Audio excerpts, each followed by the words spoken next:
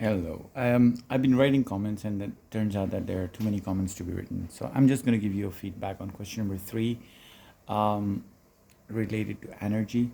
First of all, this kid, you are attempting all your work in pencil, lead pencil, that is. All right.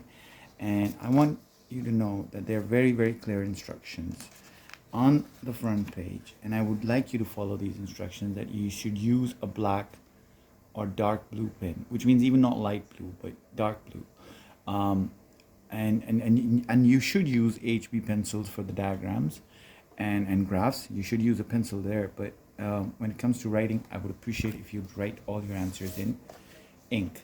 Now, the idea of mock examination is that it mocks the real exams at the end, that you're going to be appearing for, so the CAIEs. So I would appreciate if you'd actually follow the protocol.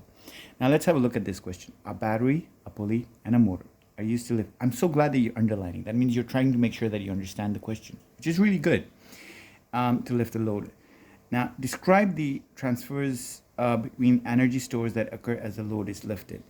Now let's read the answer that this child has written. So let's just look at some of the energy stores that are there.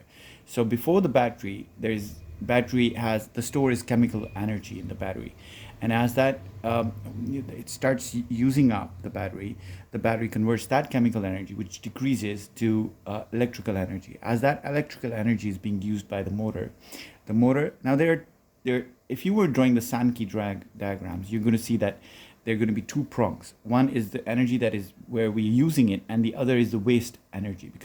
And the waste energy is always due to the work that is done against frictional forces, always. All right. So, like in the electric motor, as the work is done against frictional forces, it will generate heat, and then that heat is going to be dissipated to the surroundings, so it will heat up the air.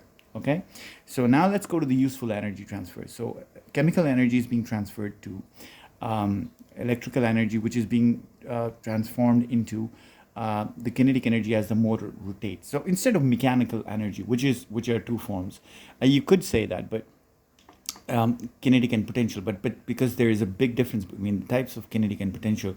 So saying mechanical energy, you're not really going to get away with a lot of information.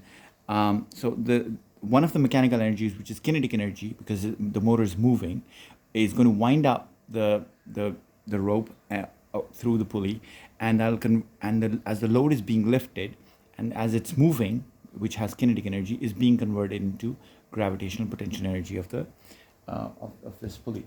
All right, so let's have a look. The chemical energy inside the battery gets converted into electrical energy. That's good. You get a mark there. For the motor to run, which converts it into kinetic and thermal energy, very, very good there, which is converted to gravitational potential energy, and as the weight is lifted up and gains height. Very good, very good. So he gets 3 marks. Now the efficiency of the motor pulley and the load system is less than 100%. I would like you. One of the things that I see across almost my entire class is not reading this question carefully. They know the answers, they know the physics of it, but it's how they address the question. By comparing, they want you to compare. Compare what? By comparing the input and the useful output. So they want you to compare this energy. Explain why the efficiency is less than 100%. So some energy gets lost to the surroundings in the form of thermal energy. Great. Okay? You know your physics. But you're not saying, you haven't compared the input and the output, which causes the output energy to be less than the input energy. If you could have said that, I'm going to give you a mark because you know your physics, but you may not score this mark in your CAIEs, all right, because this would not be the case in the mark scheme. So, like, for instance, I went across total energy input would be greater than the useful energy output. Good. This is a child that has written that, all right. And most of the input energy is converted into heat energy because of friction. So the output energy for lifting the load is less. So the physics concept is right here. But so the motor converts chemical energy. The motor is not the one that converts into chemical energy. You see, it's the battery that converts chemical energy into electrical energy. The motor doesn't convert the chemical energy. It converts electrical energy into kinetic energy, converts the into the mechanical energy, which is the kinetic energy, all right, which is then converted into gravitational potential energy as the load is lifted. There is a mark here, you know your energies, but so there's no energy stores being discussed, all right. Explain how the principle of conservation of energy applies in lifting the load. Now, again, over here, I see many of the students writing down the principle of conservation of energy. The principle of it says explain how the principle of conservation of energy, not state the principle of conservation of energy, not define the principle. No, you say using the principle of conservation of energy, and mind you, like I've said that in the classroom, it's not conserving, like, conserve energy, that means use less of. It's how, and the law of conservation of energy states that the energy is not ever being destroyed. You could use as much as you want, right? But it's just being converted to other forms. So what we see over here is that all that chemical energy is now stored as potential energy. So the energy has changed forms, but it hasn't been destroyed. Neither does this thing have gained potential energy out of nothing. Neither has it lost this into nothing.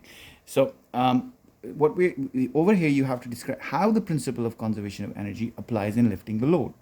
All right. So what we were supposed to describe over here was not just state the principle of conservation of energy. Like I said, the principle states that the energy can't be created or destroyed. It's off destroyed, but it can be transferred from one point to another and can be converted from one. You are stating the law. Very good. But how does it apply over here? There is no answer to that. Brilliant student over here, but mess that up. Energy can neither be so how is the principle being applied in lifting the load? Energy changes are all converted from one form to another. Good, but it doesn't make any reference to this question, all right, where it says specifically to do that. So this is less of a problem of physics, but more of a problem of not following the instructions, all right. Now, the input power to the motor is this, and the motor is used for 20 seconds. The efficiency of the motor is 60%. And look at this. You are underlining these words, so you are making sure you collect the data. Energy is equals to work over time, so very good with that. And if you find out what was the work done, the power input to the motor is 15 times 20 seconds. So you could say the work done, so this is wrong, obviously. So work done is equals to,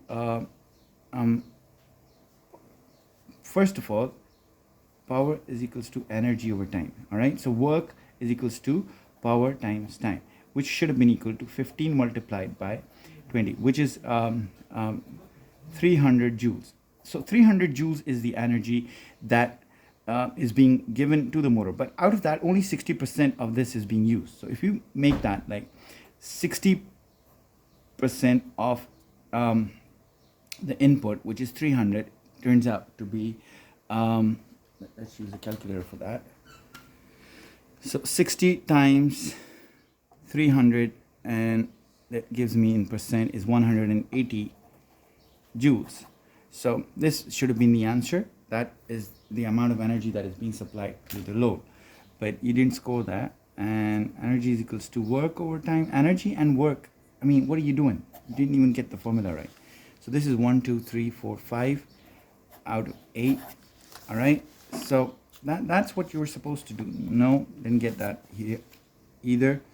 Energy is not created nor is it destroyed. Instead, it is transferred from one store to another. That is true, but there is no reference to this question again.